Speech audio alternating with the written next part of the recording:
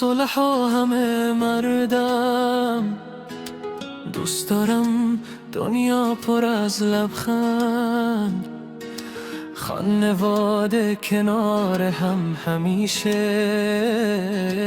دلها روشن بدون هیچ درد، با محبت کنار هم زندگی، با آرامش، با عشق و صفا. دل من میخواد همه دنیا باشه پر از نور و صدا. بحب الأسرى في كل مكان، تجمع قلوبنا مهما كان، نعيش مع بعض ومحبة وصداقة، وننسى أي زعل وأي حرمان.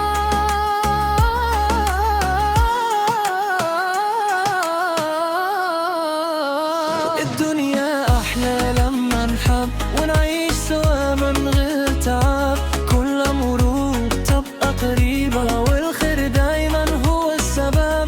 Aileler yerde birleşir, kalpler sevgiyle yeşerir, barış içinde yaşarız hep, kötülük bizden uzak gider. La famiglia unisce il cuore, viviamo insieme con amore, la pace riempie la vita e la gioia non finisce.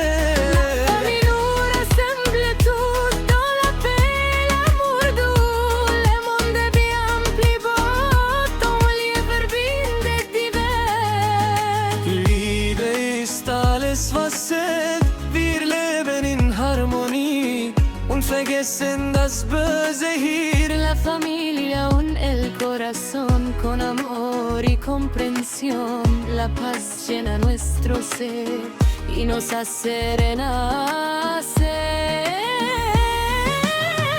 Family brings us together, love and peace forever.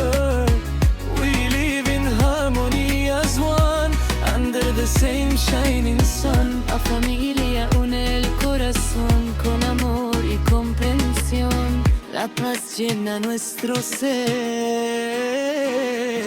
y nos hace renacer. Shalom בעולם, אהבה לכולם, משפחה אחת לכל האדם, חיים יחד בשלום ואור, איש נהיה רק טוב ושור.